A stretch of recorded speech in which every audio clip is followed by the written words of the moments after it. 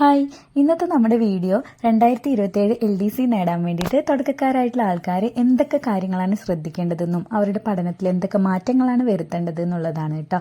അപ്പോൾ തീർച്ചയായിട്ടും നിങ്ങളൊരു ബിഗിനർ ആണെങ്കിൽ ഈ വീഡിയോ ആദ്യം തൊട്ട് അവസാനം വരെ കാണണേ, കാരണം നിങ്ങൾക്ക് എല്ലാ ടിപ്സും ഫോളോ ചെയ്യണ്ടേ. അപ്പോൾ നമുക്ക് വീഡിയോയിലേക്ക് പോവാം.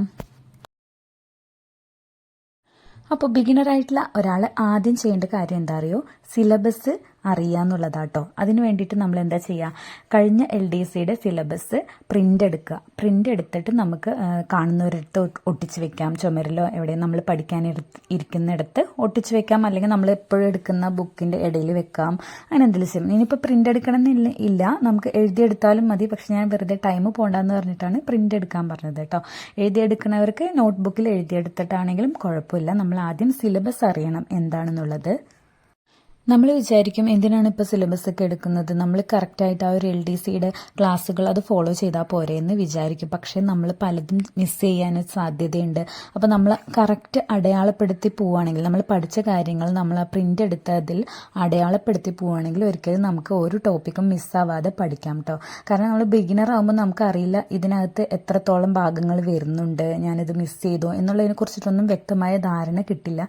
എനിക്ക് സംഭവിച്ച മിസ്റ്റേക്കുകളൊക്കെയാണ് കേട്ടോ ഞാനിതിൽ പറയുന്നത്. അതുകൊണ്ടാണ് ഞാൻ നിങ്ങൾക്ക് പറഞ്ഞു തരുന്നത്. ഈ സിലബസ് പ്രിന്റ് എടുത്ത് വെച്ച് പഠിക്കുക എന്നുള്ളത് ഇമ്പോർട്ടൻ്റ് ആണ്. കാരണം അങ്ങനെ ചെയ്ത് വെക്കാൻ തുടങ്ങിയ ശേഷോട്ടെ എൻ്റെ പഠനവും കൂടുതൽ ഇമ്പ്രൂവ് ആയതും മാർക്കുകളെല്ലാം എനിക്ക് കൂടി കിട്ടാൻ തുടങ്ങിയതുണ്ട്. കാരണം എല്ലാ ടോപ്പിക്കും കവർ ആവുന്നുണ്ടോ ഇല്ലേ എന്നുള്ളത് നമുക്ക് അറിയാൻ പറ്റും.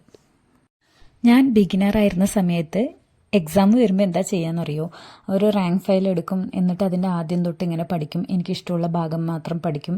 ഹിസ്റ്ററി, ജോഗ്രഫി അങ്ങനെയൊക്കെ പഠിക്കും. എനിക്ക് സയൻസും മാത്സും ഒന്നും ഇഷ്ടമല്ലായിരുന്നു, അപ്പോൾ അതൊന്നും നോക്കില്ല. ഹിസ്റ്ററി, ജോഗ്രഫി അത് മാത്രം പഠിച്ചിങ്ങനെ പോവും. അതും ഒരു റാങ്ക് ഫയലിൻ്റെ ആദ്യത്തെ പേജ് തൊട്ടിട്ട് ഇങ്ങനെ പോവുകയാണ് ചെയ്യുക, അല്ലാതെ ടോപ്പിക് വൈസ് അങ്ങനെയൊന്നുമല്ല. അപ്പോൾ അതൊക്കെ എനിക്ക് പറ്റിയ മിസ്റ്റേക്കാണ്. അപ്പോൾ നമ്മുടെ കയ്യിൽ സിലബസ് ഉണ്ടെങ്കിൽ നമുക്ക് ആ മിസ്റ്റേക്ക് പറ്റില്ല. കാരണം നമ്മൾ അടയാളപ്പെടുത്തുന്നതോറും നമുക്ക് മനസ്സിലാവും ഇത്രയും ഭാഗം പെൻഡിങ് ഉണ്ട് എന്നുള്ളത്. അപ്പോൾ അതിനനുസരിച്ച് നമുക്ക് വേഗത്തിൽ പഠിച്ചു പോകാനും പറ്റും. ഇനി രണ്ടാമത്തെ കാര്യം എന്താണെന്നറിയോ, സ്റ്റഡി മെറ്റീരിയൽസ് കണ്ടെത്തുക എന്നുള്ളതാണ് കേട്ടോ. അതിപ്പോൾ നമുക്ക് ഓൺലൈനായിട്ടാണെങ്കിൽ ശരി, അതല്ല നമ്മൾ പുറത്തുനിന്ന് ബുക്സ് അങ്ങനെയൊക്കെ റെഫർ ചെയ്തിട്ടാണെങ്കിലും നമ്മൾ സ്റ്റഡി മെറ്റീരിയൽസ് കണ്ടെത്തുക എന്നുള്ളത് വളരെ പ്രധാനപ്പെട്ട കാര്യമാണ്. അതിനായിട്ട് നമുക്ക് നല്ലൊരു റാങ്ക് ഫയൽ വാങ്ങാം, അതല്ലെങ്കിൽ യൂട്യൂബ് ക്ലാസ്സുകൾ കാണാം. ടെലിഗ്രാമിൽ ഇഷ്ടംപോലെ തരാറുണ്ട് PDF ഒക്കെ ആയിട്ട്. അപ്പോൾ അതൊക്കെ ഡൗൺലോഡ് ചെയ്തെടുക്കാം. അല്ലെങ്കിൽ നമ്മൾ നല്ലൊരു കോച്ചിങ് ചേരുകയാണെങ്കിൽ, ഓൺലൈനോ ഓഫ്ലൈനോ ഒക്കെ ആയിട്ട് കോച്ചിങ് ചേരുകയാണെങ്കിൽ അവിടുത്തെ നോട്ട്സ് ഒക്കെ ഉണ്ടാവും. അങ്ങനെ നമ്മൾ സ്റ്റഡി മെറ്റീരിയൽസ് കണ്ടെത്തിയിട്ട് വേണം പഠിക്കാൻ. അല്ലാതെ ചുമ്മാ ഒരു ഇങ്ങനെ ഒഴുക്ക് വെള്ളത്തിൽ ഇങ്ങനെ പോകുന്നത് പോലുള്ള ഒരു പഠനം ആവരുത്. അപ്പോൾ ഇതൊക്കെ നോക്കിക്കഴിഞ്ഞാൽ പിന്നെ അടുത്ത കാര്യം എന്താണെന്ന് വെച്ച് കഴിഞ്ഞാൽ പ്രീവിയസ് ഇയർ ക്വസ്റ്റ്യൻ പഠിക്കുക എന്നുള്ളതാട്ടോ. അതായത് അത് നോക്കുക, വായിക്കുക, മനസ്സിലാക്കുക, പഠിക്കുക എന്നുള്ളത്. പ്രീവിയസ് ഇയർ ക്വസ്റ്റ്യൻ എന്ന് പറയുമ്പോൾ നമ്മൾ 10th ലെവൽ എക്സാമുകളുടെ, അതായത് LDC ലെവൽ എക്സാമുകളുടെ വേണം നോക്കാനായിട്ട്. LGSൻ്റെയും ഡിഗ്രി പ്രിലിംസിൻ്റെയും ഒക്കെ കിട്ടും. പക്ഷെ നമ്മൾ ഒരു LDC എക്സാം ലക്ഷ്യമാക്കി പഠിക്കുമ്പോൾ നമ്മൾ ആ ഒരു ലെവലിലുള്ള ചോദ്യങ്ങൾ വേണം ചെയ്ത് പഠിക്കാൻ വേണ്ടിയിട്ട്.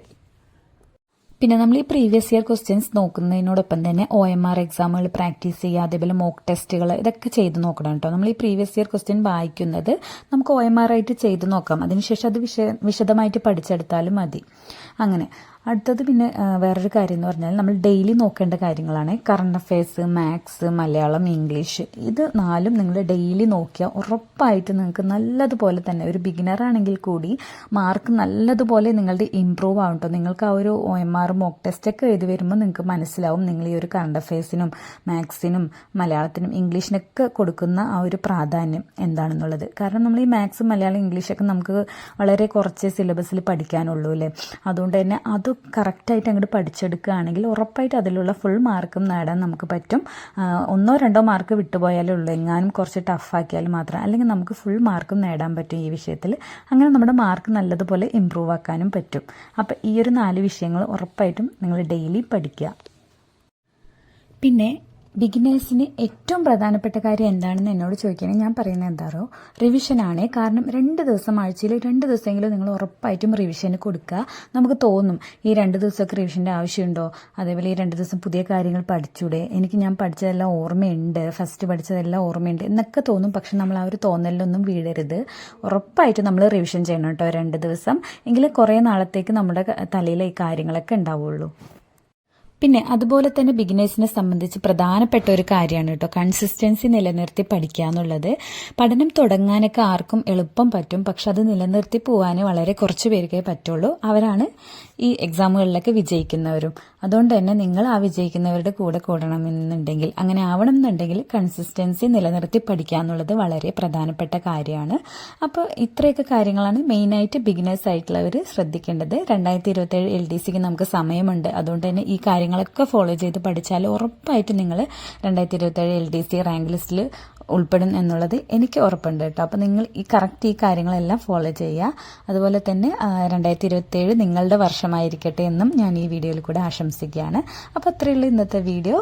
ഇനി വീണ്ടും അടുത്ത വീഡിയോയിൽ കാണാം. ചാനൽ ആദ്യമായിട്ട് കാണുന്നവരാണെന്നുണ്ടെങ്കിൽ, സബ്സ്ക്രൈബ് ചെയ്യാത്തവരാണെങ്കിലും സബ്സ്ക്രൈബ് ചെയ്യുക കേട്ടോ. അപ്പോൾ അത്രയുള്ളൂ. കൂടുതൽ വീഡിയോസൊക്കെ ആയിട്ട് കാണാം. ബൈ.